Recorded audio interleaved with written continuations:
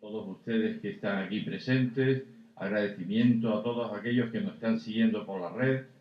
Nos consta que ayer hubo una audiencia bastante importante, no solamente en España, sino fuera de España. Muchos cientos de personas se conectaron a esta jornada, están siendo bastantes más que los presentes. Bueno, realmente el mérito lo tienen los ponentes. Es un orgullo tener aquí a ponentes como los que tuvimos ayer y tener un debate de la altura que tuvo por la tarde. O sea, todo el mérito es de ellos y yo les agradezco profundamente que todos aceptaran desde el primer momento venir y estar aquí con nosotros, estar en Cádiz y bueno, y darnos este aire fresco a la mente, ¿no? Que nos permite ver horizontes bueno, que en el día a día no podemos tener. Bueno, hoy simplemente comienza la segunda jornada, es decir, llevado la ciencia al límite de cómo se utiliza la ciencia para justificar ciertas doctrinas. Yo no sé si Javier se puede llamar así. Tenemos la sesión esta mañana es pseudociencia y después algo que siempre nos interesa enormemente, que es la educación secundaria. La educación secundaria es la que realmente va a configurar nuestro futuro. Nosotros los que recibimos en la universidad, pues depende de cómo en secundaria son los profesores más sufridos, son los que realmente están pasando lo peor y bueno, ya yo les dedicamos todos los años porque creemos que el futuro de la enseñanza está en ellos. Entonces, la primera sesión la va a moderar el profesor Berrocoso. El profesor Berrocoso es del Departamento de Matemáticas, profesor de Astronomía y Geodesia y tiene una amplísima experiencia en la Antártida. Ha participado en 10 campañas en la Antártida con la Universidad de Cádiz. Bueno, pues Manolo. Sí. Buenos días. Muchas gracias, Enrique, por haberme invitado a esta sesión como moderador. Como decía Enrique, continuamos con la sesión de ciencia y pseudociencia que va a impartir don Javier Arnencia, que es astrofísico, dirige el planetario de Pamplona, ejerce docencia y sobre todo una labor de divulgación y participación de todo tipo de alumnado de educación básica en cuestiones de astronomía.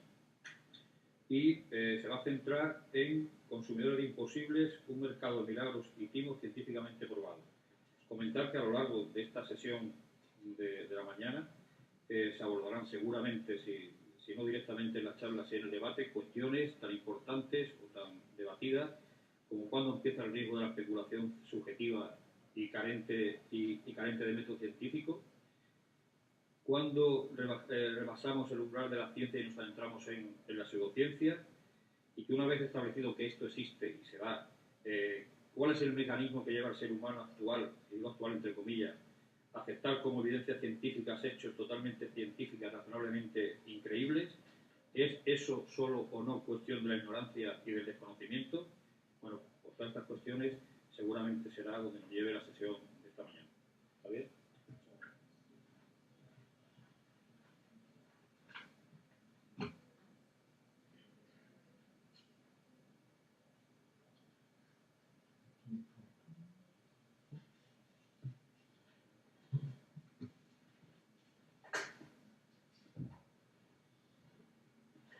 Buenos días. Muchísimas gracias, Manuel, por la presentación. Gracias a la organización de estas jornadas, la Universidad de Cádiz, la Fundación José Manuel Lara, a todos vosotros que estáis aquí. Y os voy a contar brevemente el principio. El resto no va a ser breve, porque tenía aquí como para hablar 2 o 3 horas, pero intentaré ceñirme y si no, espero que el moderador me recuerde que se me está pasando el tiempo. El título pretende ser un poco el punto de partida y el punto de llegada al que voy. No tengo una explicación de por qué nos engañan tan fácilmente, por qué nos vemos sometidos a la continua presentación de productos, descubrimientos y tal, que con la apariencia de ciencia no tienen ciencia. No tengo una buena explicación ni una justificación de por qué, como comentaba ayer Carlos Elías, un programa pseudocientífico en el que se mezcla de forma interesada el misterio, el pretendido misterio insondable con datos falsos, mentiras o fabricaciones, tiene el mayor éxito de una cadena privada. No lo entiendo. No entiendo tampoco por qué las televisiones públicas, que bajo el amparo del entretenimiento, que algunos deberíamos llamar entretenimiento, ¿no? Es decir, todo eso meten o consideran que se pueden meter falsos documentales como si fueran ciertos documentales, permitir a una persona que fabula con cosas de faltar a la historia, a la lógica y a todo eso, y encima con este mundo que tenemos de buen rollo, pues pretender que todo eso mola, merece la pena o tal, ¿no? Vivimos un constante asedio en este sentido, en el cual, para colmo, y esto es cierto cada vez un sentir creciente, luego se exige que los propios científicos den respuesta a misterios o a esos. ¿Por qué vosotros no hacéis esto? ¿Por qué no hacéis caso de estos asuntos, ¿no?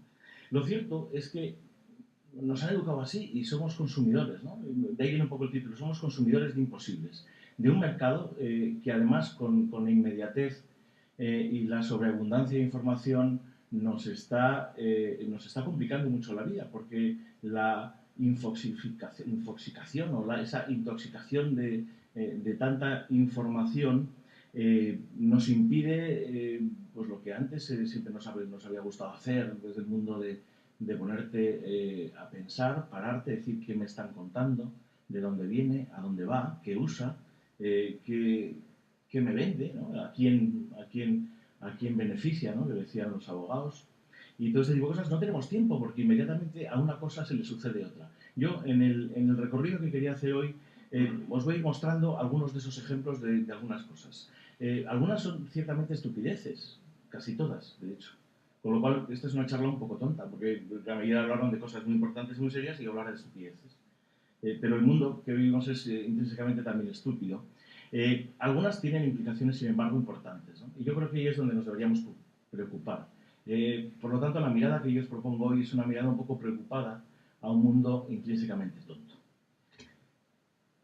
Vamos a empezar con una de pulseras. Hace 2 años y algo se empezaron a poner de moda entre algunos deportistas una serie de unas pulseras de silicona, medianamente cutres, pero vivimos en el país de las pulseritas cutres, ¿no? Que decían, bueno, llevaban un holograma, como las tarjetas Visa y estas cosas, que decían que resonaba o tenía un holograma que había recogido las frecuencias propias de oscilación de un cuerpo, ¿no? Yo que soy físico siempre me hacía mucha gracia porque es ese famoso chiste de los físicos que decía, supongamos una vaca esférica, ¿no? Entonces, claro, una vaca esférica, una campana, tienen modos de oscilación muy propios. Un humano, cualquiera de vosotros, si le arreas bien fuerte, tiene también varios modos propios de oscilación. Nuestro cerebro, todas las señales electroquímicas tienen, evidentemente, frecuencias y todo eso. Pero ¿cuál es la frecuencia propia de un humano, ¿no? Un hombre bajito y un hombre alto tienen la misma frecuencia, hacen pulsos de onda entre los dos, hacen batidos cuando te aproximas a la persona que quieres o no. Era una cosa rara. La cuestión es que esa pulsera además venía avalada por el éxito total. De hecho, se empezó a poner de moda entre los surferos en California. Y eran 2 hermanos los que la habían fabricado con gran éxito, ¿no? Conseguían el equilibrio, no se caían de la tabla y ganaban los torneos, ¿no? De hecho, la federación llegó a prohibirlos porque consideraban que era una ventaja impropia de un surfero chachi, ¿no? Se empezó a vender como los churros, ¿no? Y con una estrategia muy bien montada internacionalmente, estas pulseras fueron colocadas en creadores de opinión, gente que salía en la tele, ¿no? Y de repente empezamos a ver a mucha gente que llevaba, ¿no? Era buen rollito, ¿no? Las power balance estas, pues eso, ¿no? Teníamos ahí a los futbolistas, pues todos empezaron a llevar una, las princesas del pueblo, dirigentes políticos que luego cuando se les decía, pues no eran tal, no sé qué. Algunos, ¿no? En Twitter circulaban ya un poco chistes, ¿no? Decía, ¿qué pasaría si Chuck Norris se pusiera una power balance, ¿no? Dominaría el mundo, ¿no? Y que es que en estas cosas crees, sin duda, se ponía 4, ¿no? De lo cual, a la ministra de Salud también se le pilló con una, aunque dijo que la llevaba porque le gustaba, no porque le diera equilibrio, ¿no? Y que además la llevaba antes de ser ministra de Salud. La cosa es que estas pulseras hacían afirmaciones sobre la salud y aparte del equilibrio, ¿no? No solamente te hacían una prueba, no sé si hacían una prueba muy curiosa, ¿no? te decían ponte aquí y te daban un empujón, ¿no? Y dice, ahora ponte la pulsera. Y te daban el empujón y te movías menos. Yo solía hacer la prueba del revés a toda la persona que le veía con una power bank, que es caído igual que los demás, amigos con estas cosas, porque hacer esa pregunta tan evidente no se considera ahí. La cosa es que no había ninguna investigación científica, es decir, porque esos tíos habían conseguido ni siquiera había un extraño instituto ruso y un antiguo profesor escapado en el momento de la perestroika que avalaba esas energías tan sutiles y tal. No, ni siquiera había eso. No había más equilibrados que los occidentales malvados y poco respetuosos con la naturaleza. No, ni siquiera vendían eso. Es que no hacía falta. Se vendía sola, 30, 50 euros, había diferentes modelos, en colores, en todo esto, y tenía un éxito enorme hasta que alguien empezó a decir, oye, ya está bien de la Power Balance, ¿qué pasa? ¿Qué pasó? La historia la conocéis, ahora ya no está muy de moda llevar Power Balance, algunos la sigue llevando porque dice que le va muy bien, con lo cual pues, se demuestra que el poder de los amuletos sigue funcionando más allá de cualquier otra explicación. Y la empresa que los comercializaba tuvo una multa en Andalucía tras una denuncia de una organización de consumidores que le obligó a pagar, creo que obligaba a pagar, no sé si habrán pagado, unos 15.000 euros, que no está mal en un negocio que ha vendido pues varios, unos 7 u 8 millones de euros de beneficios el año pasado, ¿no? Que decir, así que me pongan todas las multas que quieran, ¿no? No era nuevo, teníamos uno de los grandes ejemplos de emprendedores de nuestro país a finales de los 80 y comienzos de los 90, que fueron aquellas pulseras, la puso muy famosa Jesús Gil, lo que da casi de idea de muchas otras cosas también, pero eran esas pulseras metálicas con cuarzos a veces, con dos bolonchos, ¿no? Que eran las del Reuma y tal, ¿no? Eran pulseras de este tipo que se siguen vendiendo, pero ahora la fabricación es además 100% mallorquí, con lo cual es un desarrollo local, y más de español genuino, y más de Masí. Y que curiosamente ahora ya no hacen, solo dicen que son las pulseras de la salud, no hay ninguna afirmación sobre que cure el reuma ni nada de eso. En la época en que se vendieron más de 500.000 en un año, a finales de los 80, sí se afirmaba eso. Eran antirreumáticas, eran estupendas y tal. Ahora no lo hacen porque, entre otras cosas, pues tuvieron problemas en Estados Unidos por afirmar cosas que no eran ciertas, ¿no? Las pocas veces que alguien se da cuenta de esto de las publicidades engañosas. En cualquier caso, hubo alguien que se dio cuenta del chollo posterior, es decir, alguien, después de vendernos que con unos bolonchos de estos en la muñeca podías quitarte todos los problemas de artrosis y todo esto, que tampoco tenía ninguna base científica, ninguna experimentación, por supuesto, cuando escribías a esta gente pidiéndole publicaciones donde demostraran estas cosas no existían, pues después de todo eso, a alguien se le ocurrió el timo del siglo, que era, es que se descargan y hay que recargarlas, ¿no? Cuando ya todo el mundo tenía unas pulseras de estas, tenías que ir a recargarla de vez en cuando, en farmacias a veces, con lo cual pues todavía el negocio era perfecto, ¿no? Vivimos una cosa de estas. No es raro, es decir, hablando de pulseras, por ejemplo, hace unos años se pusieron de moda, uno de los momentos, esto es una cosa que nunca, luego tenemos aquí a un experto en la mente y la conducta y quizás nos explique algo de eso, siempre se dice, ¿no?, que el dolor de la primera dentición de un bebé es el dolor más grande que puede tener un ser humano, salvo quizás las mujeres en el momento del parto y esas cosas. ¿Cómo se estima esto y tal? En cualquier caso, las criaturillas sufren con lo de los dientes y los padres y madres pues mucho más, ¿no? Se empezó a poner de moda una cosa muy curiosa, ¿no? El ámbar tiene esas propiedades eléctricas que todos hemos disfrutado muchísimo con ellas, frotando un trozo de plástico, un trozo de ámbar y tal, ¿no? Ya desde los antiguos el ámbar era conocido, decían las páginas web que vendían estas pulseras, en el caso collares para los niños, collares de ámbar. Curiosamente no tenían por qué ser de ámbar, podían ser de plástico parecido al ámbar, que funcionaban igual y eran más baratas. Y se vendían como churros. Yo empecé a ver ahí a bebés de conocidos y dije, oye, esto no es una irresponsabilidad por tu parte. Bueno, no porque se las vayan a comer en cuanto las rompan, que también, sino porque se pueden ahorcar de una forma estrepitosa, ¿no? De hecho, algún pediatra consultado dijo, no entiendo, es que eso es una cosa que da un poquito miedo. Se paró un poco la locura, pero se sigue vendiendo por internet y también en algunos centros de estos.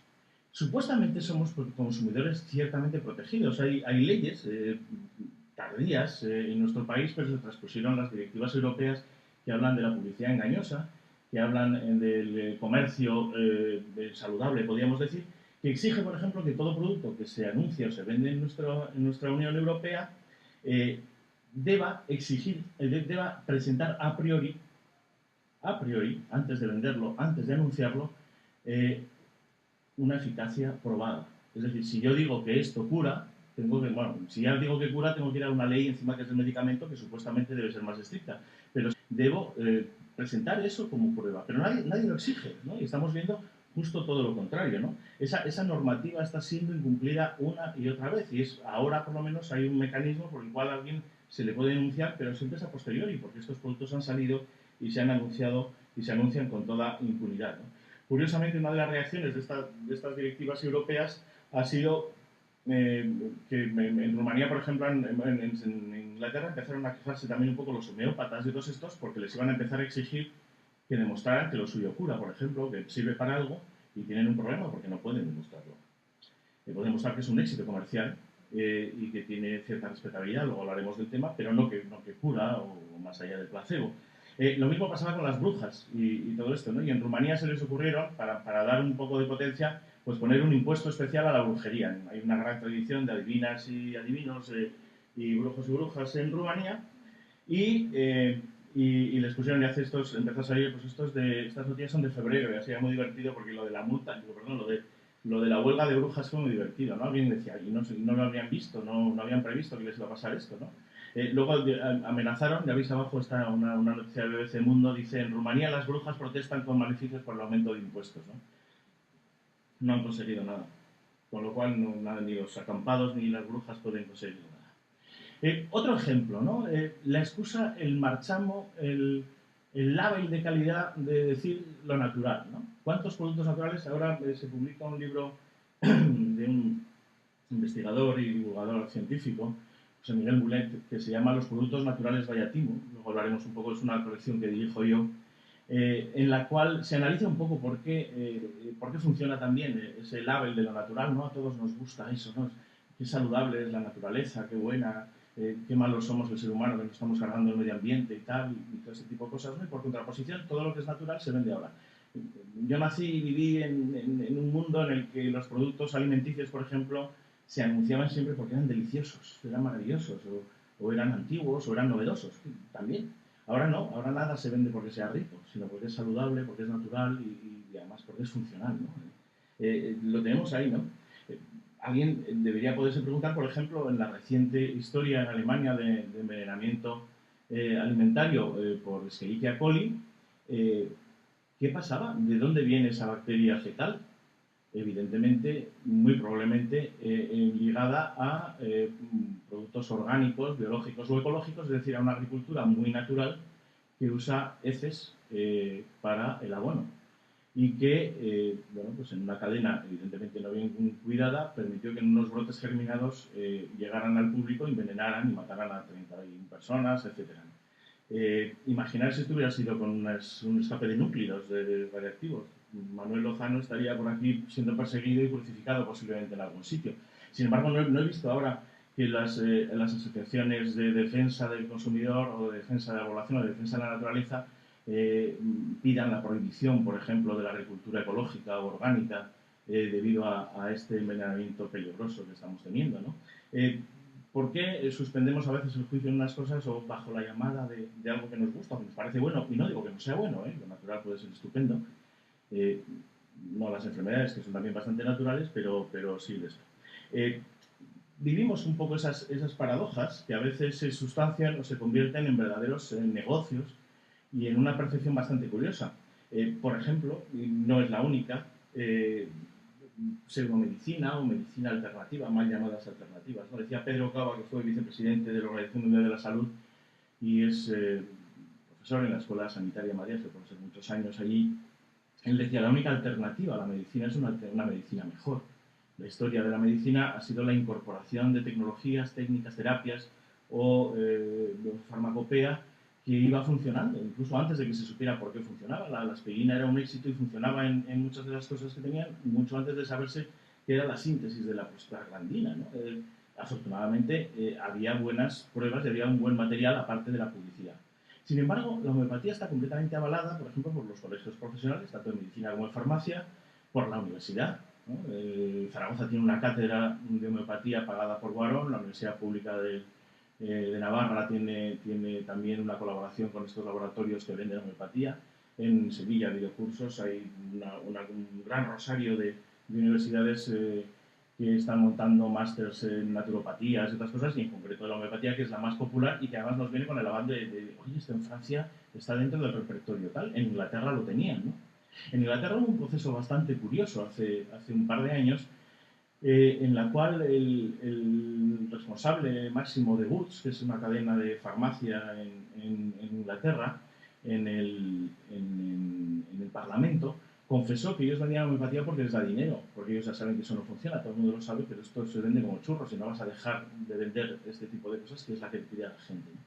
A pesar de eso, el Parlamento, y a pesar de las recomendaciones de los expertos de que se dejara de apoyar la homeopatía, que se hace en Inglaterra desde hace 100 y pico años, porque uno de los hijos de la reina Victoria le curó alguna cosa, y incluso hay hospitales homeopáticos en Inglaterra, y de ello también nació a comienzos del siglo el Hospital Homeopático de San José, avalado y apoyado por la Comunidad Autónoma de Madrid. O sea, no estamos hablando de historias antiguas, sino de historias ciertas.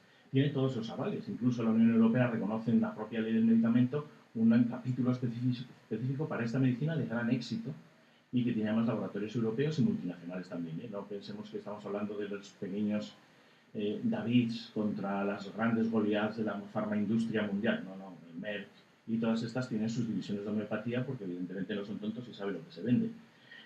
Sin embargo, cuando uno acude a las revisiones científicas, cuando uno va al valor de todas las pruebas, por supuesto, no voy a hacer un caso, no tenemos mucho tiempo, pero todas las bases teóricas, la etiopatología que propone la homeopatía, la existencia de esa especie de fluido vital, el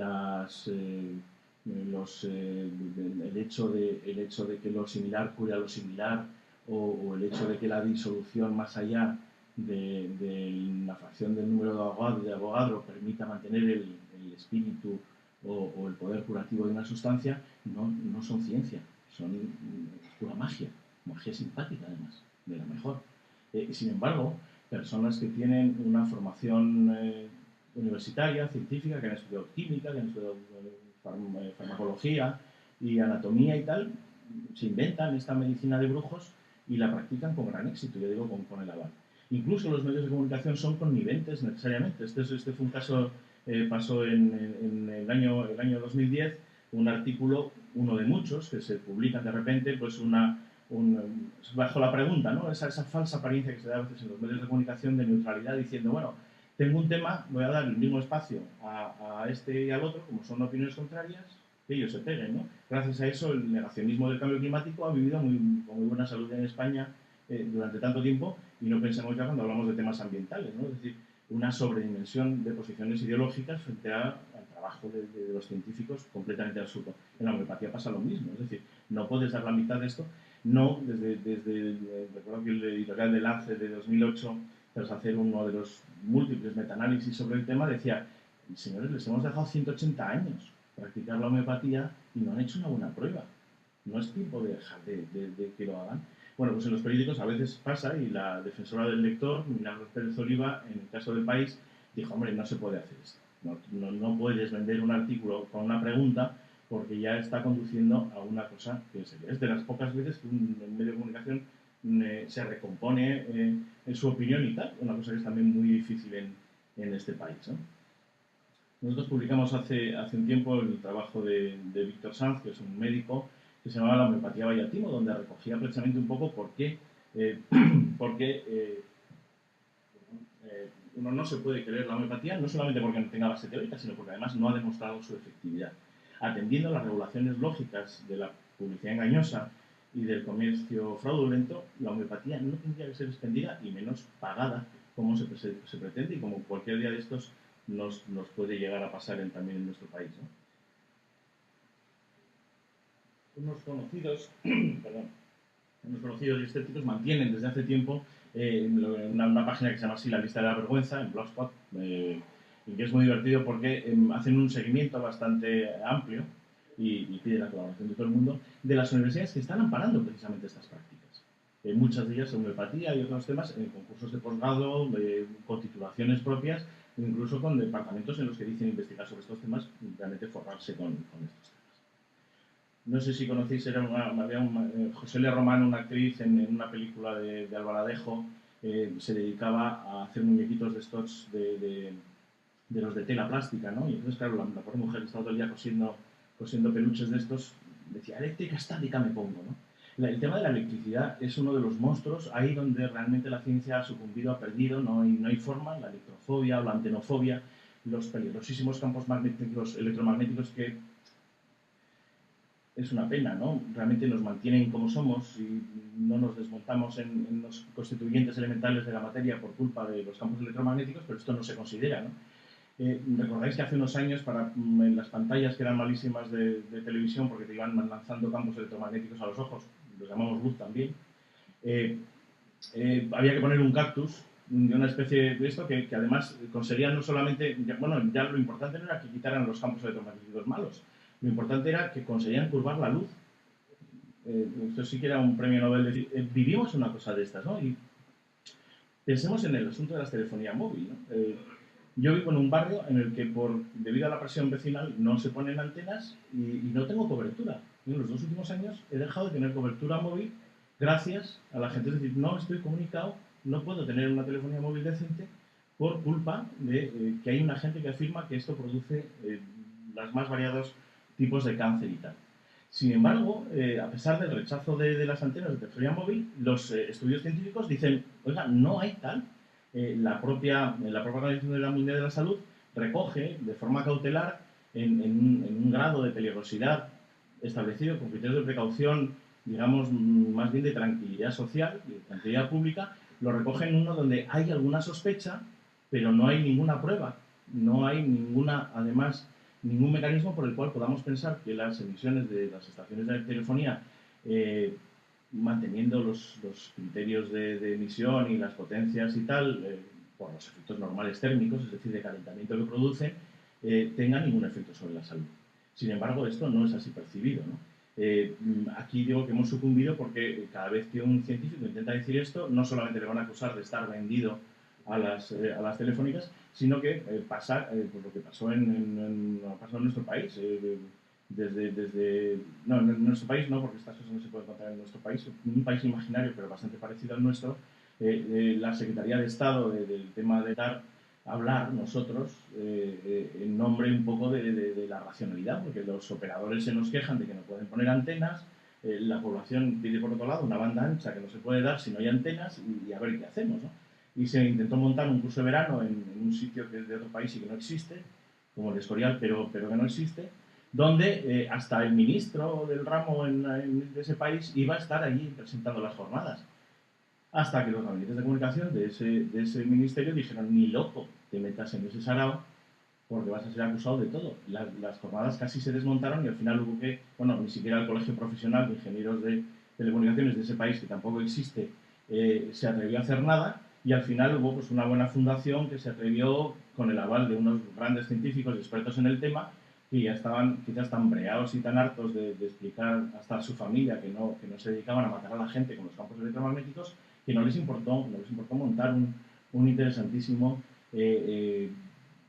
grupo de debate sobre el efecto de los campos electromagnéticos y sobre todo sobre la percepción de peligro de los campos electromagnéticos, ¿no? Con la conclusión muy desesperante de que si visto el apoyo institucional que había, pues que ya habían ganado. Dijimos, pues casi cierra y quitamos la telefonía móvil y ya se inventará alguien otra cosa que no contamine, ¿no? Pero no solamente eso, sino que hace una semana la Organización Mundial de la Salud se pone a hablar del tema y dice lo mismo o terrible. Los medios de comunicación lo recogieron, yo creo que esta vez con bastante parsimonia en cualquier caso, pero decía eso, ¿no? La Organización Mundial de la Salud dice que el uso de móviles podría aumentar el riesgo de cáncer, de gliomas y de alguna serie de cosas. No es una conclusión que se hará dentro de 6 meses, es un grupo de estudio, un panel internacional de estudios sobre el cáncer, que es precisamente el que se encarga de elaborar esa escala de riesgo en productos o en terapias, en exposiciones a situaciones y tal que pueden dar cáncer y que tiene una escala del 4, que sería inocuo por lo que sabemos, al 1, que hay unas pruebas suficientes como para saber que esto es cancerígeno en estos casos, y está el 2 y el 3, ¿no? El 3 es donde están las antenas, por ejemplo, donde dice, No hay ninguna evidencia, ni se le espera en los estudios que hemos hecho, pero lo ponemos aquí porque hay un cierto malestar. Y el 2 lo partieron en el 2A, donde diciendo, evidencia no hay, pero podría haber algo y vamos a avisar. Por ejemplo, ahí está el trabajar por turnos, que es cancerígeno. El exponerte a las emisiones en una calle de los coches, que tienen un potencial cancerígeno, no normalmente en las dosis habituales para un viandante, pero es una cosa que hay que controlar. O la cafeína, por ejemplo, que también tiene una cierta conexión con algunos tipos de cáncer, ¿no? En el 2B, en el segundo apartado de ahí, están las cosas que tienen quizás menos influencia o menos conocimiento, pero ha habido algún estudio y entonces como tal se coloca, ¿no? Esa es la situación actual de los teléfonos móviles, del uso intensivo y continuado de teléfonos móviles, que en cualquier caso llevamos usando, porque vosotros lo recordaréis, porque se nos olvida, pues 10 o 15 años y no ha habido una alarma epidemiológica en ninguno de los países donde hay un desarrollo tan completo de la telefonía móvil. Hay estudios y afortunadamente sigue habiendo estudios y seguirá estudiando. Pero cuando la Organización Mundial de la Salud o cuando un organismo de un panel internacional, un comité o en las publicaciones se dice por lo que sabemos hasta ahora no hay ninguna incidencia, esto no consuela a nadie. Es decir, lo que quiere oír el ciudadano es decir, esto es seguro. Pero el vivir no es seguro, es la principal causa de muerte. Entonces estamos en las mismas. El principio de precaución acaba siendo un principio de inactividad que nos deja ahí, ¿no? Así comentaban algunos periódicos, ¿no? Los teléfonos móviles entran en la lista negra por si acaso, ¿no? Una noticia muy divertida de CNN Expansión que ponía, los móviles matan pero por bacterias. Alguien rescató un estudio y dijo, oiga, ¿se ha dado cuenta usted de que por causa del uso del móvil se centra en dos aspectos? Uno, en el uso del móvil mientras conduce, que es muy peligroso. Y el segundo, las transmisiones infecciosas que se producen por el uso de compartir móviles. También bien demostrado y pues sí, al final hay más muertos por eso que de glioma, pero no he visto tampoco asociaciones que se quejen ante lo de compartir esto. No os preocupéis porque en cualquier caso, como todo esto es un mercado del mundo de los consumidores, tenemos ya la solución, bloquear las ondas electromagnéticas. Una vez más, la teoría del del cactus este, ¿no? O de unos filtros que vendían también hace unos años para poner en los tubos de rayos catódicos que ponían, elimina el 100% de las ondas electromagnéticas. Y dije yo, qué desastre. Lo bueno de una pantalla es que nos deja ver las ondas electromagnéticas, pero si no, no lees nada, ¿no? Pero se anunciaban así, la gente escucha esas cosas y ya digo que como nadie se preocupa por la veracidad de la información o menos de la publicidad, pues está ahí, ¿no? El otro día, a raíz de esto, pues La Razón, no solo lo hace La Razón, lo hacen también muchos otros medios, pues regalaba un espacio de reportaje a una fundación que se llama Para la Salud Geoambiental, que comparte sede social con una empresa que vende Geosanis, que te venden, esto que veis aquí abajo, están por aquí, estas tan bonitas, te vende unas cortinas o esto no son antimoscas, y lo del suelo tampoco, es un protector de las ondas malignas. No protege todas las ondas electromagnéticas porque veis aquí en la foto que deja pasar la luz del sol. O aquí ves la cama, con lo cual, o engañan y tal. Hace unos años se pusieron de moda también y ahora había unas cosas como que el Quantum 8 y todas estas cosas, avaladas además, y hay que decirlo, por profesores universitarios que como se montan también una fundación. El otro día escuchaba en Ser Consumidor, iba a traer el corte si en los podcasts de la cadena Ser está, en el programa este de Consumidor, habla el doctor Bardasano, de la Universidad de Alcalá, firme defensor de los malísimos efectos de los campos electromagnéticos, y ahí iba a presentar unos instrumentos y ellos están empezando a hablar de ellos, diciendo que son capaces de, puesto en el móvil, nos quita todas las energías malas. Esto lo iban haciendo, son los desarrollos de un par de espirales de un profesor ucraniano. Esto sí tiene un profesor del este bastante curioso y así. Lo gracioso, y os pido que lo escuchéis, él no habla en ningún caso de que se venda eso. Por supuesto que no. Él es un profesor universitario, tiene una fundación y hace un estudio serio y todo esto. Pues nada más. Pero tú mandas tu correo electrónico y quizás luego igual te intentan vender. Tenía el teléfono, me iba a hacer una cosa ya. Vamos a llamar en directo a ver cuánto sale, ¿no? El tema de esto. Os aseguro que los venden. No él, por supuesto, que es un profesor universitario y solo da un aval universitario con su centro de estudios sobre biomagnetismo, efectos biomagnéticos y todo ese tipo de cosas. Él afirma que tiene sus congresos y, por supuesto, ves toda una red paralela, una red completamente pseudo o paracientífica, en la que tienen sus congresos, sus revistas, de la misma forma que los homeópatas no publican normalmente en las revistas de referencia y de crítica habitual, que dicen están pagadas por el enemigo, y por eso no los publican, sino en una red de revistas propias pagadas por los amigos que sí los publican, ¿no? Eso no es ciencia, ¿no? Eso es pseudociencia de todas estas. Pero es que el tema va un poquito más lejos, ¿no? Y es que ni siquiera, ¿cómo vamos de tiempo? Fatal, ¿verdad? Sí, o sea, todavía no, muchas veces. Hay una generación entera de españoles que yo me encanta hablar con ellos y darles charlas, que les pregunto siempre, son estudiantes del segundo ciclo de ESO y de bachillerato, les pregunto, ¿vosotros creéis que en lo de la Luna hubo algún chanchullo? Hace el año pasado, bueno, en 2009 fueron 40 años del Apolo 11, dicen, o que no llegaron, o que a Kubrick le dijeron que hiciera la película porque no lo iban a filmar, o que llegaron y se encontraron unas bases extraterrestres y yo qué sé, o... aquí hay algo raro, hay una conspiración que nos están guardando algún tema de estos, y los chavales empiezan a levantar todos la mano y no todos, pero más de la mitad normalmente creen que es eso. Y no podría ser de otra forma. Cada vez que han ido a hablar de lo del Apolo 11 y de los Apolo, de la llegada de los viajes a la Luna, han oído precisamente en programas o a gente que lo ponía en cuestión, que decían, no, es que la bandera se movía y eso y tal, es que todo esto era un montaje, es que las fotos están trucadas. Pero luego usan las fotos para demostrar que no se ha ido a la Luna, ¿no? Nadie habla de la media tonelada de roca lunar que no se puede hacer en la Tierra porque es de la Luna. Nadie habla de los espejos que con láser se les podía pasar, de cosas científicas. Y nadie habla de la lógica de un mundo enfrentado en bloques donde un Madrid-Barça no se iba a poder hacer un apaño sin más, ¿no? Y esto fue una cosa así. Claro, la única explicación es que en el contubernio eran también soviéticos y yanquis, y entonces no se fue a la Luna, pero todos se quedaron ahí, ¿no? El gran problema que entra ese tipo de argumentos, pues como analizó además un buen amigo, Eugenio Franz Aguilar, que es profesor precisamente aquí en Rota de bachillerato, él sufría mucho delante de sus alumnos, porque todos sus alumnos pensaban que era tonto porque él se creía lo de la Luna y los alumnos no. Y se propuso casi como una obligación de decir cuáles son las 50 cosas, las 50 argumentos, por llamarlo argumentos de alguna manera, que usa la gente para decir que es falso lo del Apolo 11, ¿no? Y vamos a ver qué hay de ellos. Y los desmonta en con escaso éxito, porque ya digo que el mismo día, tenía también el vídeo en algún sitio, el mismo día de celebración del 40º aniversario de la llegada del Apolo 11 a la Luna, Televisión Española montó un pequeño debate donde, bueno, había gente, estaba Hermida, que fue el que nos hizo soñar aquella noche. Bueno, a mí me mandaron a la cama, que era un poco pequeñillo entonces, pero todos lo asociábamos a esa retransmisión y así, ¿no?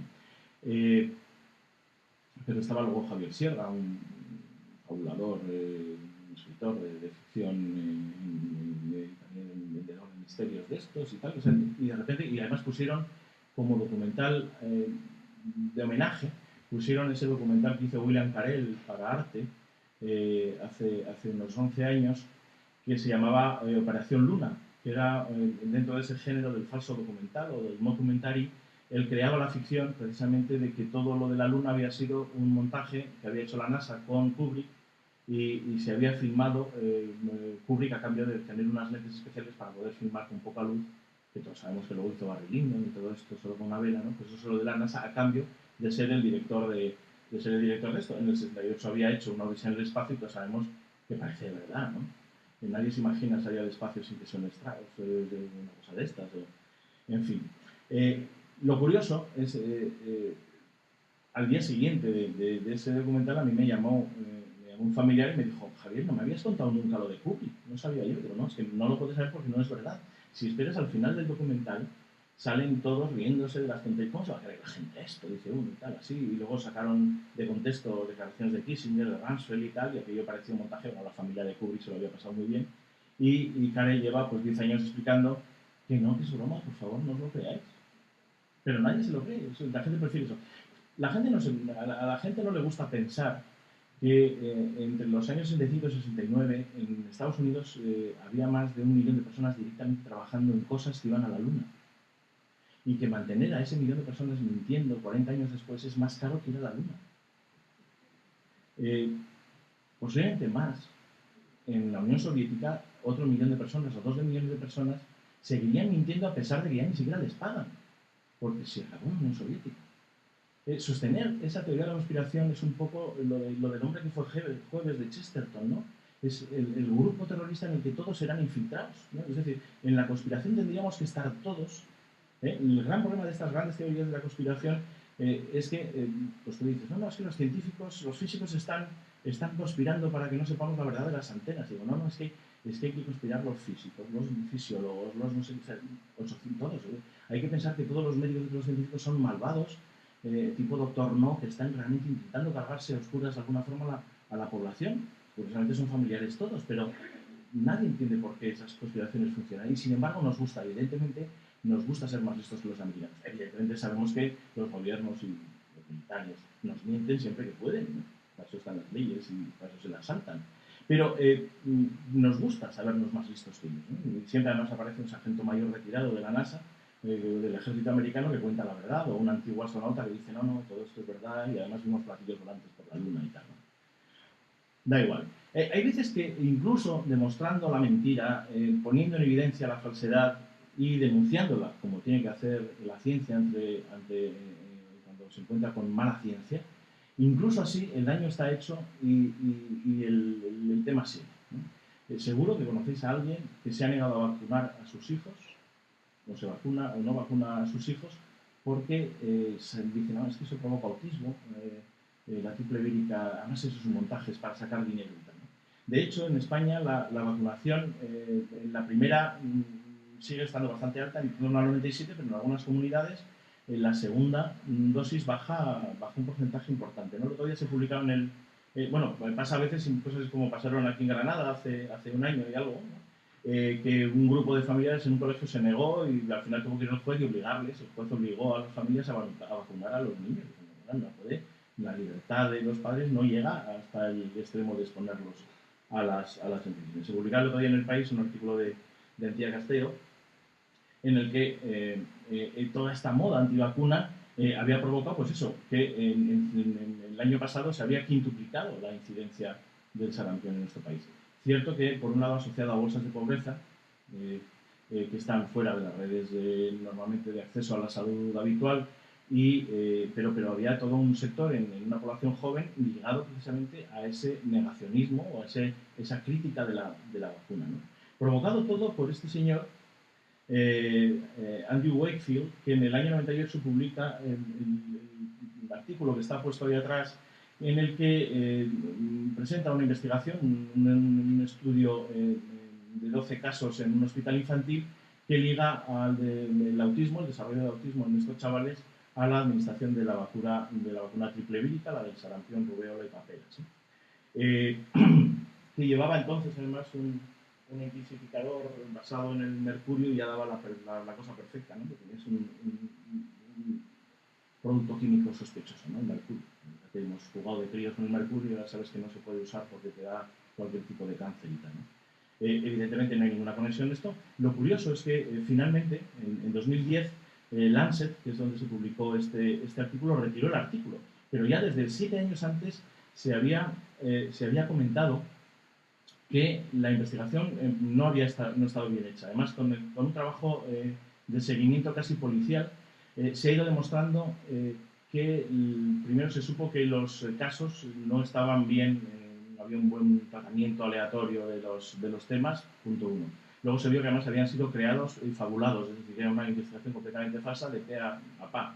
Se ha sabido posteriormente que Wakefield tenía intereses económicos y patentes que se le reportarían numerosos beneficios si se anulaba esa vacuna y se ponían las alternativas de las cuales él tenía patentes. Él estaba, además, toda la investigación estaba pagada por grupos de presión antivacunas, que son los que le siguen pagando ahora. Él vive en Estados Unidos, a pesar de que está procesado y se le ha retirado la capacidad de ejercer como médico en Inglaterra.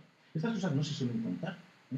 Pero aunque sea tarde, aunque sea 10 años después y se haya hecho muchísimo daño y hayan posiblemente miles de muertos en el mundo por culpa de las irresponsabilidades de este investigador y de quienes le soportó, en este país sigue habiendo charlas día a día. Tú vas por ahí por los ayuntamientos y además algunas en sitios públicos y pagadas con fondos públicos, de gente de grupos antivacuna que dicen que todo esto es un montaje y que no vacunes a tu hijo y tal. Hombre, tanto en cuanto esté en un ambiente que todos los demás están vacunados, es difícil el contagio.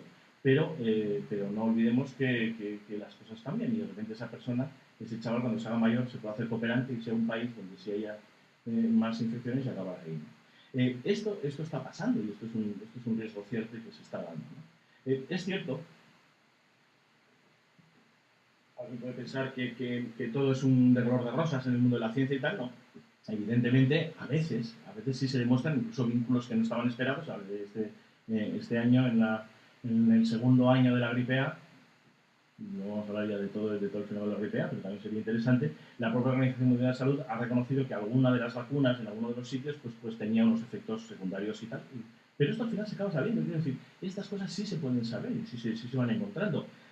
También sabemos que a veces hay interacciones y connivencias bastante extrañas, ¿no? Ayer Carlos Elías hablaba algunas en el mundo de las ciencias sociales, pero también existen otras. La Organización Mundial de la Salud ha tenido que reconocer que en todo el proceso de la gripe A hubo gente que estaba tomando decisiones que estaba vinculado a farmacéuticas. Cosa que no ya en política se debería haber obligado a abstenerse de ponerse en esa dirección, pero en ciencia todavía más, ¿no? Es decir, esos casos pasan solamente con mecanismos internacionales y claros de control y tal, y con una defensa completa de esta información podemos hacer que esto no pase muchas veces, ¿no?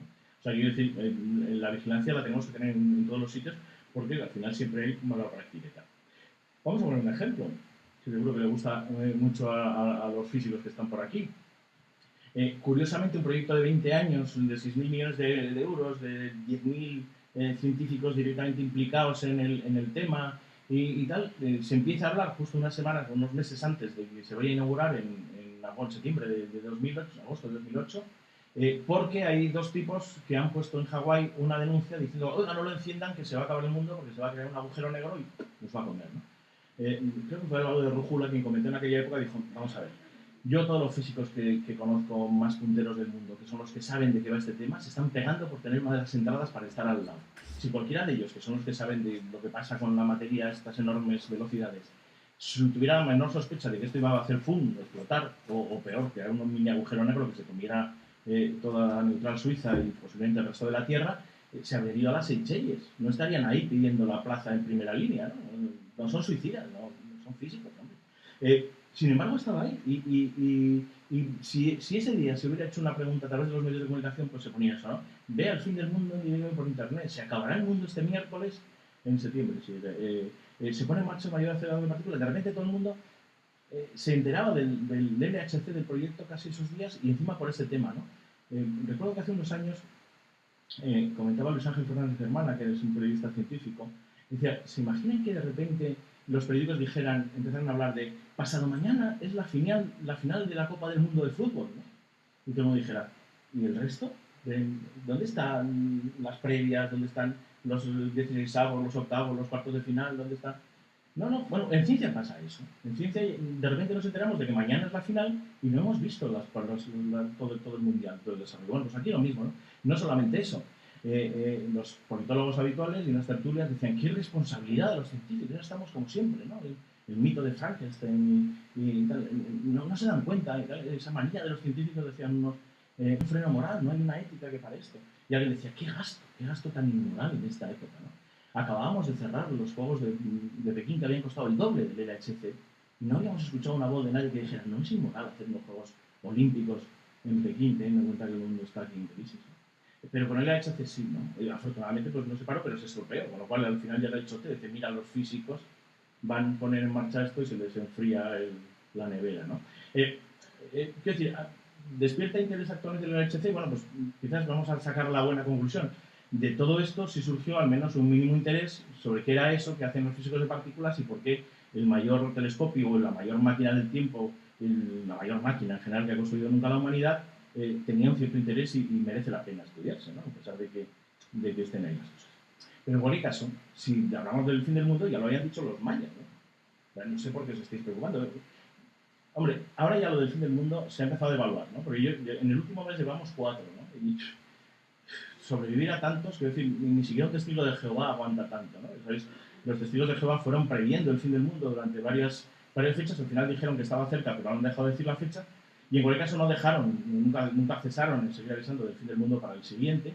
Encontraron además un fenómeno bastante curioso, y es que los Firles no dejan de serlo cuando les ha fallado esa predicción del fin del mundo, sino que se reafirman, porque la lectura es: nos han dado una segunda oportunidad.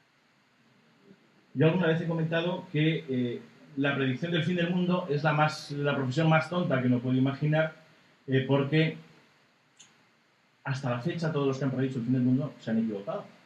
Y el día que uno acierte no va a haber después nadie para agradecérselo, con lo cual el asunto de los mayas es mucho más gracioso, ¿no? Tú tienes, ayer entraba en esto en profeciasmayas.com, donde sabemos que quedan 555 días, 19 horas, 18 minutos y 7 segundos, en ese momento, para el 21 del 12, donde dicen que se acaba el mundo. Lo curioso es que ni los mayistas se ponen de acuerdo sobre si realmente al casar la cuenta larga, el calendario ritual de los mayas con el calendario gregoriano, llegamos al 21 de diciembre, o pueden ser 3 días antes o 3 días después. Ahora se están pegando porque creo que hay un eclipse de luna que puede dirimir la cuestión en unos meses. Sería bueno que lo hicieran antes del fin del mundo, no nos vaya a pillar con el paso cambiado. En cualquier caso, el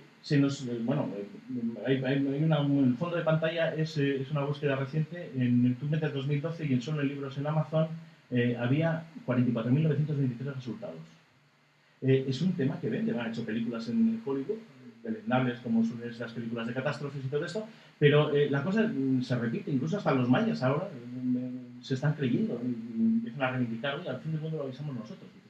Pero ojo, no se engañen, no fueron los mayas que masacró, iba a decir Mel Gibson, no fueron los mayas de las grandes ciudades mayas, los grandes de esa cultura floreciente mesoamericana que decidió un día cargarse el medio ambiente y aburrirse de confeccionar suntuosos tejidos y recolectar conchitas en el mar, y decidieron volverse al campo, que era mucho más sencillo y más barato que aguantarles a los dueños de las ciudades, ¿no? No, esos mayas de los que se habla son tradiciones orales, escritas en romance, en castellano, recogidas en los Chilam Balam, en varios libros que tienen varios siglos posterior al desmantelamiento, digamos, de las ciudades mayas, y que sí se convierten y que sí adaptan, sobre todo de la cultura europea, un fin del mundo, la idea del fin del mundo que no existía en las culturas mesoamericanas, que usaban un concepto circular del tiempo como en muchas otras culturas, y que por lo tanto la llegada al final del calendario nos pasaba como a nosotros: cuando llegas en el almanaque al 31 de diciembre, sacas el del año que viene y empiezas de nuevo. Y además te prometes dos o tres cosas. Bueno, pues los mayas se pretendían prometer otras cosas. Ya el Popol Vuh hablaba de 4 eras anteriores y hablaría de otras tantas siguientes. No hay ningún problema. El mundo no se acaba, acaban los tiempos, pero para quien vive sometido al dictado absurdo y absoluto del jefe de la ciudad, pues el fin de los tiempos puede llegar en cualquier momento. La lectura occidental de esto, la lectura interesada ahora de ese milenarismo, se convierte, sin embargo, en un producto que se vende y se nos repite. Que se convierte en cosas, pues eso, como que la NASA tenga que... A mí eso me encanta, ¿no? La NASA desmiente las profecías del fin del mundo. Y dices, hombre... Claro, lo que pasa es que en los libros estos de la NASA, se dice que la NASA advirtió que hay un incremento exagerado de la actividad solar. Cada vez que hay una fulguración solar importante, de repente hay alguien que dice: ¿ves? Una fulguración solar. No sabían lo que eran las fulguraciones solares, ¿no? Pobrecitos. Pero da igual, o sea, ya porque expliques la circularidad de los calendarios, todo este tipo de cosas es lo de menos, ¿no? La cosa es que hay gente que quiere sacar el mundo, ¿eh? Hay páginas de estas, había el 15 de marzo, uno de los fines del mundo que habéis pasado sin saberos, igual nos ha pasado como que el fin del mundo ya ha pasado y estamos aquí en el tiempo de descuento, ¿no? Pues iba a haber lo mismo, ¿no? Hay un famoso planeta que se llama Nibiru, que supuestamente viene de unas antiguas divagaciones y poemas épicos mesopotámicos, que reinterpretados por un divulgador fantasioso llamado Zacarías Sitchin, se convirtieron en algo muy popular, y son algo muy popular en el mundo pseudocientífico español y de otros países, ¿no? Según esos, pues vamos a tener un impacto enorme, que iba a haber sido el 15 de marzo, no fue, pero bueno, esta gente findelmundo.net no ha pedido perdón, ¿no? Dice, no, todo lo contrario. Decía, ya es 15 de marzo del 2011, esta entrada era buenísima, ya es 15 de marzo de 2011 y de momento no ha sucedido nada a nivel geomagnético. Seguimos teniendo campo magnético terrestre, ¿no? Sin embargo, las profecías completamente alucinadas y sin ninguna base ni geológica ni astronómica, de nada, de un hombre, de un aficionado al vulcanismo italiano, que creyó que con las ciertas alineaciones de los planetas se podían producir grandes sismos, que dejó predicha en los años 70 que el 11 de mayo de 2011 iba a haber un enorme sismo, un terremoto en Roma, provocó que mucha gente se fue de Roma ese día, ¿no?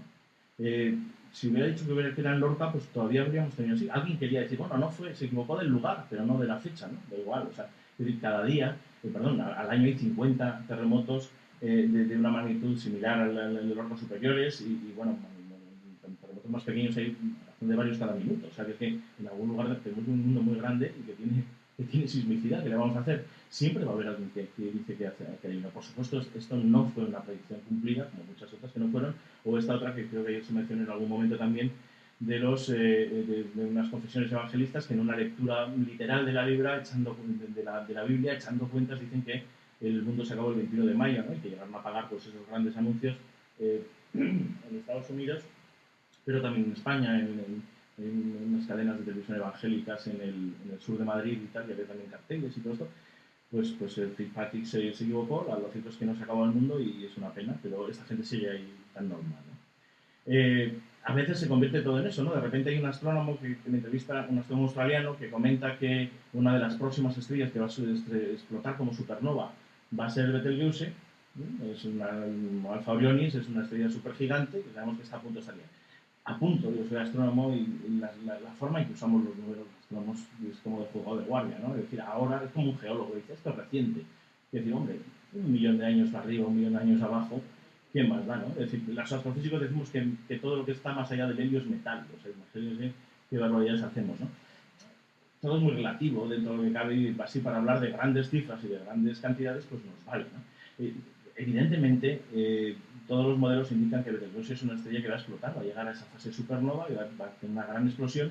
Está lo bastante lejos de nosotros como para que, aunque se convertirá en el astro más brillante del cielo después del Sol, no nos va a llegar un flujo de partículas que arrase con la vida, cosa que podría pasar y que posiblemente algunos dicen que alguna de las grandes extinciones ha podido estar relacionado también con esa erosión cósmica o podría estar relacionada en el futuro, ¿no? Igual eso no serán dos soles, no será Tatooine como en la Guerra de las Galaxias ni nada de eso, pero todo esto ha dado lugar a que los medios de comunicación repitieran las afirmaciones de este astrónomo, que además no había dicho eso, que lo gracioso es que alguien le preguntó, dijo, bueno, pero eso es como lo que comentaban los mayas, ¿no? Del Sol. Y dijo el tío, no. Y entonces salió en un periódico estadounidense que se pasa así, 2 soles en las Españas, y claro, en 2012 de repente, ¿no? Lo cual era una predicción astrofísica de índole magnífica. Sería hasta los más recalcitrantes epistemólogos se van a reconocer que la astrofísica era una ciencia, si podía predecir la muerte de una estrella con la precisión de los mayas, ¿eh?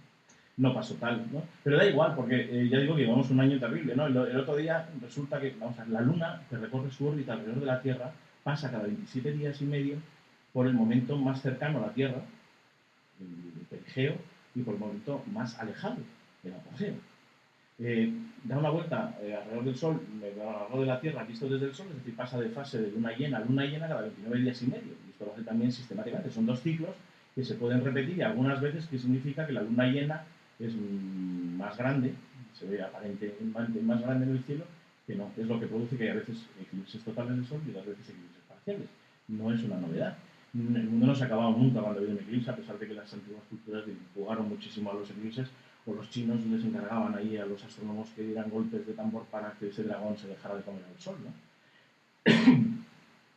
Pero de repente la superluna, anunciaban los agoreros vaticinan que el perigeo lunar de este sábado, que además coincidía en luna llena, y eso era el tema, de repente los 2 ciclos coincidían más o menos, iba a provocar desastres naturales. En Cádiz, que hubo una gran marea, porque es cierto, la mitad de la marea que tiene un puerto se debe al Sol y otras 2 partes se debe, una parte a la Luna y la mitad de esa parte, 2/3 partes, se deben al Sol y por otro lado a la Luna. Todo el mundo sabe que cuando las lunas llenas las mareas son más vivas que cuando los cuartos, ¿no? Y en algunos momentos de mayor animación, como septiembre o marzo, pues hay más mareas vivas, ese tipo de cosas, no es nada raro. Por supuesto que hubo una marea extraordinariamente alta en Cádiz y en los puertos de mar de cualquier mar, pero nada que no pase cada cierto tiempo cuando estas cosas se suceden, por supuesto no el fin del mundo. Pero tenemos esa lectura así terrible. Bien, pues nada, muy brevemente, una noticia reciente, que además aquí estamos cerquita y nos gusta, pues hay muchos caras, entre los caras de Belmez, que se dedican a buscar una salida de la crisis a base de construir, pues, es decir, en Belmez se montan una historia con unas supuestas caras, un fenómeno de pareidolia o de manchitas o de fraude, me da igual, es que hay tantas explicaciones para explicar un fenómeno tanto como unas manchas en el cemento. ¿Quién no ha visto? Yo tenía, claro, cuando yo era niño, en todas las casas teníamos papeles pintados, esos con paramecios, ese tipo de decoraciones que había así tan pop, y todo esto yo me pasaba las noches viendo seres imaginarios y caras en todos los sitios, y en el Sintasol aparecían caras. Es imposible, tenemos un mecanismo de percepción preparado para descubrir caras por todos los sitios, ¿no? ¿Cómo no vas a ver caras en Belmez, ¿no? Claro, que no es raro, lo que es un poco terrible es que se apruebe un presupuesto de 1 millón de euros para invertir en un museo de las caras de Belmez. Es decir, esto es así, o sea, no ideal del día 4, además con fondos europeos y posiblemente dentro del plan de sostenibilidad. Habría que pedir un poco de racionalidad, de estimular el pensamiento crítico. En la reciente encuesta que se hace cada 2 años de la Fundación Española para la Ciencia y Tecnología sobre percepción social de la ciencia, dividen a los grupos de opinión, a nosotros nos dividen en varias partes. Eso es un poco la tarta que haría, ¿no? Por un lado, la gente desinformada, es decir, que tienes un conocimiento de la ciencia a través de televisión, con lo cual, pues es lo que nos pasa en general a un 31%. ¿No? Hay gente que es crítico y desinformado, es decir, hay gente que no viendo más que la televisión normalmente como fuente de información, tienes además una postura crítica, es decir, has sucumbido a esos grupos de presión que existen y tal, ¿no? Hay luego, lo cierto, la buena noticia es que la suma de ambos no llega a la mitad de la población, ¿no? Más que nada porque hay un 12% que no tiene una postura definida y que no sabe, no contesta, ¿no? Pero luego, en cualquier caso, es un grupo mayor que tiene una actitud positiva o activa hacia la ciencia, que lo llaman los investigadores de esta encuesta los procientíficos, ¿no?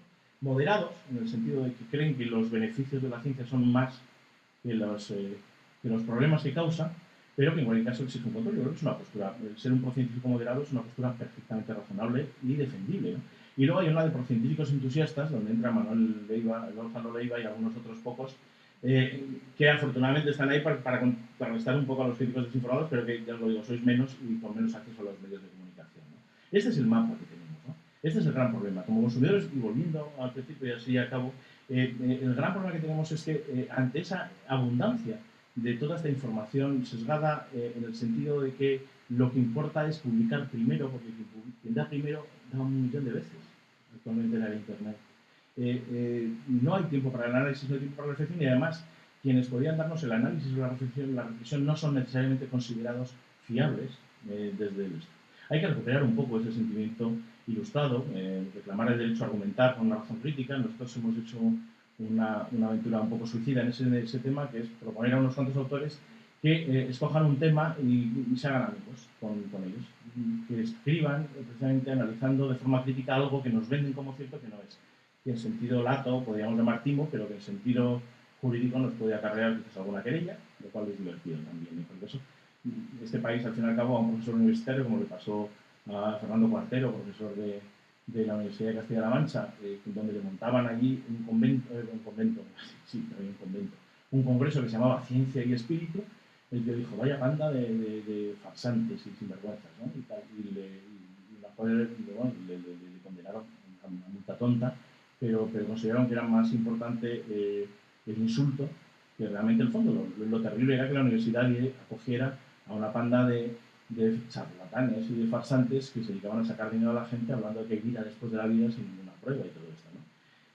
Bueno, pues con eso pues hemos intentado, a veces hay gente muy seria que escribe eso, y os invito además no a que los leáis solo, sino a que si alguien tiene algo que le parece que sea un timo y que hay que reflexionar sobre ello, pues siempre tendrá abierto alguien a esto, ¿no? Hace poco Mario Bunge nos ha dado una buena colección de 10 reflexiones sobre el tema en las situaciones Vallatimo, pues ya hizo la revisión Vallatimo, ahora acaba de salir Los productos naturales Vallatimo, como os comentaba. Hay unos clásicos del creacionismo, los ovnis, las abducciones, los vampiros, las brujas, ¿no? Fenómenos, algunos que no tienen ninguna incidencia social, que solo nos van a quitar el tiempo, la oportunidad de ver algo más interesante, y otras veces que nos pueden quitar el dinero o la salud, ¿no? Sí os recomiendo en cualquier caso que, siendo escépticos, esta es la web de la Asociación para el Avance del Pensamiento Crítico, no es la única, pero sí os recomiendo que a través de ella podáis conocer un poco, porque esa información a veces sí existe, sí hay científicos, sí hay divulgadores, sí hay comunicadores que se interesan por estos temas y que quieren aportar un poco esa voz crítica. Os pediría, eso sí, y siempre me parece obligado a hacerlo, que la primera crítica, el primer punto de razón, lo pongáis ante las afirmaciones que os he hecho yo y que no están demostradas ni publicadas en ninguna revista científica ni nada, ¿no? Simplemente he ido haciendo un recorrido y estableciendo unas opiniones creo fundadas y podría demostrarlas con papeles detrás, pero que en cualquier caso, si conviene, yo creo que establezcamos un punto de crítica para todos. Perdón por la extensión y muchas gracias. Están pasando lo peor y bueno, ya yo les dedicamos todos los años porque creemos que el futuro de la enseñanza está en ello. Entonces, la primera sesión la va a moderar el profesor Berrocoso. El profesor Berrocoso es del Departamento de Matemáticas, el profesor de Astronomía y Geodesia, y tiene una amplísima experiencia en la Antártida. Ha participado en 10 campañas en la Antártida con la Universidad de Cádiz. Bueno, pues Manolo. Sí. Buenos días. Muchas gracias, Enrique, por haberme invitado a esta sesión como moderador. Como decía Enrique, continuamos con la sesión de Ciencia y Pseudociencia que va a impartir don Javier Arnencia, que es astrofísico, dirige el planetario de Pamplona, ejerce docencia y sobre todo una labor de divulgación y participación de todo tipo de alumnado de educación básica en cuestiones de astronomía, y se va a centrar en consumidores de imposibles, un mercado de milagros y timos científicamente probados. Comentar que a lo largo de esta sesión de la mañana se abordarán seguramente, si no directamente en las charlas y en el debate, cuestiones tan importantes o tan debatidas como cuándo empieza el riesgo de la especulación subjetiva y carente de método científico, cuándo rebasamos el umbral de la ciencia y nos adentramos en la pseudociencia, y que una vez establecido que esto existe y se da, cuál es el mecanismo que lleva al ser humano actual, y digo actual entre comillas, a aceptar como evidencias científicas hechos totalmente científicas, razonablemente increíbles. ¿Es eso solo o no cuestión de la ignorancia y del desconocimiento? Bueno, por todas estas cuestiones seguramente será donde nos lleve la sesión de esta mañana. ¿Javier?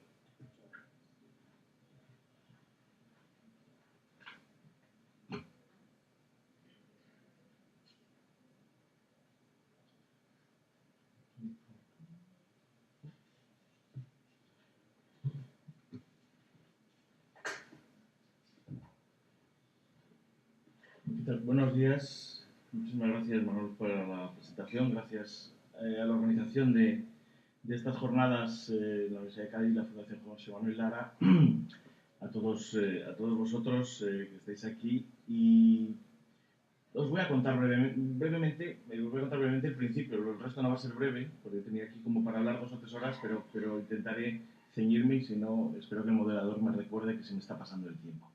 El título pretende ser un poco el punto de partida y el punto de llegada al que voy. No tengo una explicación de por qué nos engañan tan fácilmente, por qué nos vemos sometidos a la continua presentación de productos, descubrimientos y tal, que con la apariencia... A todos ustedes que están aquí presentes, agradecimiento a todos aquellos que nos están siguiendo por la red. Nos consta que ayer hubo una audiencia bastante importante, no solamente en España, sino fuera de España. Muchos cientos de personas se conectaron a esta jornada, están siendo bastantes más que los presentes. Bueno, realmente el mérito lo tienen los ponentes. Es un orgullo tener aquí a ponentes como los que tuvimos ayer y tener un debate de la altura que tuvo el por la tarde. O sea, todo el mérito es de ellos, y yo les agradezco profundamente que todos aceptaran desde el primer momento venir y estar aquí con nosotros, estar en Cádiz, y bueno, y darnos este aire fresco a la mente, ¿no? Que nos permite ver horizontes que bueno, que en el día a día no podemos tener. Bueno, hoy simplemente comienza la segunda jornada, es decir, llevado la ciencia al límite de cómo se utiliza la ciencia para justificar ciertas ciertas doctrinas. Yo no sé si Javier se puede llamar así. Tenemos la sesión esta mañana es pseudociencia, y después algo que siempre nos interesa enormemente, que es la educación secundaria. La educación secundaria es la que realmente va a configurar nuestro futuro. Nosotros, los que recibimos en la universidad, pues depende de cómo en secundaria son los profesores más sufridos, son los que realmente... Esta información nos impide pues lo que antes siempre nos había gustado hacer, desde el mundo de ponerte a pensar, pararte, decir qué me están contando, de dónde viene, a dónde va, qué usa, qué me vende, ¿no? a quién beneficia, ¿no? Que decían los abogados. Y todo ese tipo de cosas no tenemos tiempo, porque inmediatamente a una cosa se le sucede otra. Yo, en el recorrido que quería hacer hoy, os voy a ir mostrando algunos de esos ejemplos de algunas cosas. Algunas son ciertamente estupideces, casi todas, de hecho. Con lo cual, esta es una charla un poco tonta, porque ayer hablaron de cosas muy importantes y muy serias y hablar de estupideces. Pero el mundo que vivimos es intrínsecamente también estúpido. Algunas tienen implicaciones, sin embargo, importantes, ¿no? Y yo creo que ahí es donde nos deberíamos preocupar. Por lo tanto, la mirada que yo os propongo hoy es una mirada un poco preocupada a un mundo intrínsecamente tonto. Vamos a empezar con una de pulseras, ¿no? Hace 2 años y algo se empezaron a poner de moda entre algunos deportistas una serie de unas pulseras de silicona, medianamente cutres, pero vivimos en el país de las pulseritas cutres, ¿no? Que decían, bueno, llevaban un holograma, como las tarjetas Visa y estas cosas, que decían que resonaba o tenía un holograma que había recogido las frecuencias propias de oscilación de un cuerpo, ¿no? Yo, que soy físico, siempre me hacía mucha gracia porque es ese famoso chiste de los físicos que decía que ciencia no tiene ciencia. No tengo una buena explicación ni una justificación de por qué, como comentaba ayer Carlos Elías, un programa pseudocientífico en el que se mezcla de forma interesada el misterio, el pretendido misterio insondable, con datos falsos, mentiras o fabricaciones, tiene el mayor éxito de una cadena privada. No lo entiendo. No entiendo tampoco por qué las televisiones públicas, que ser bajo el amparo del entretenimiento, que algunos deberíamos llamar entretenimiento, ¿no?